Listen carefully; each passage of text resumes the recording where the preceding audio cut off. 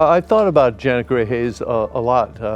I think you can arguably say that she was perhaps the most influential mayor in San Jose history. I remember when Janet Gray Hayes was first elected mayor of San Jose. We walked precincts for Janet Gray, and we were so thrilled when she was elected as the first woman mayor, breaking an important glass ceiling.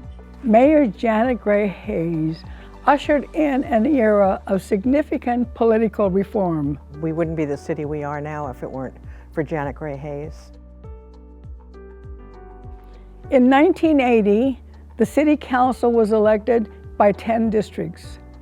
7 neighborhood activist women were elected, including 2 women of color, Iola Williams and me.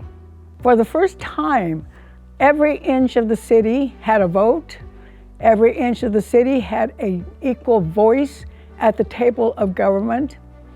And Janet Gray Hayes was such a force for equality. She constantly mentored and gave leadership to those of us who were new to the levers of power.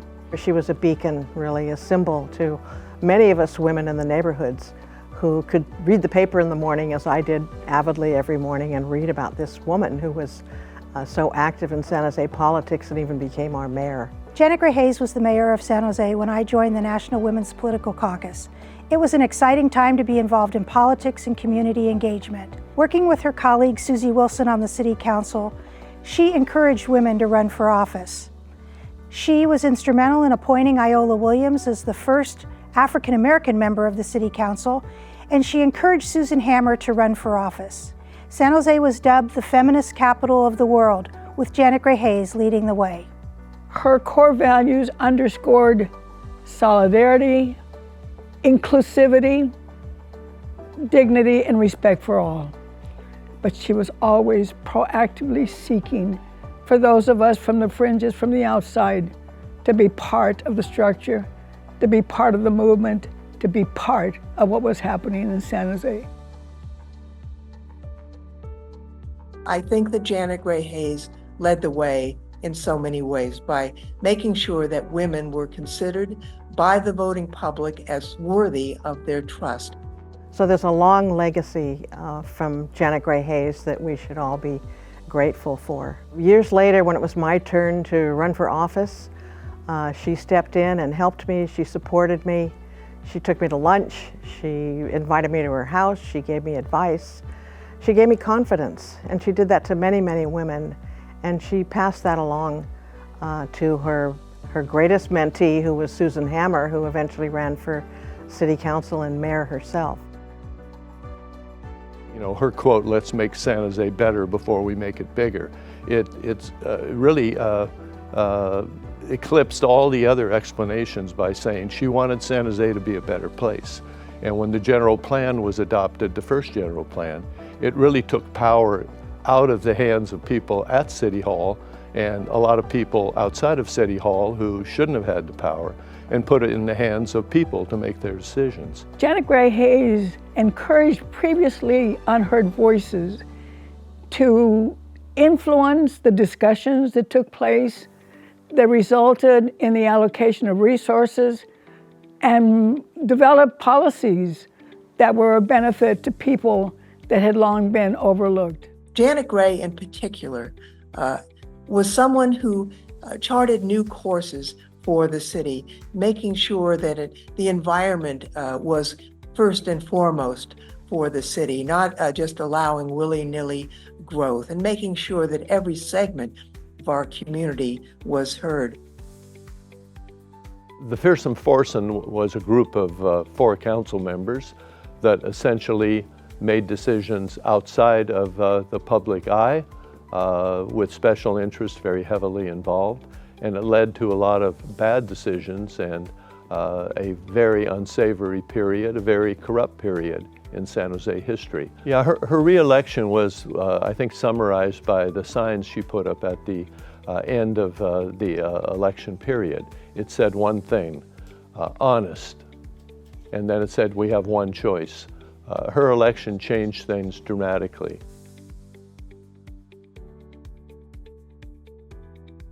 Mom didn't get involved because she wanted to be famous or important.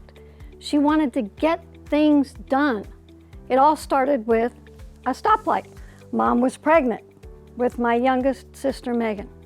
My brother John and I were walking to and from elementary school every day. The last intersection we had to cross was a dangerous one. Now, Mom thought a stoplight would be a better idea. Children could cross the street safely. She found that when she advocated in front of the city council, there was strength in numbers. So Mom joined with other people and organizations to get things done. 18 years later, Megan went to college, Mom was mayor, and that stoplight finally went in. One of my mom's favorite stories from her time as mayor of San Jose was shortly after her election.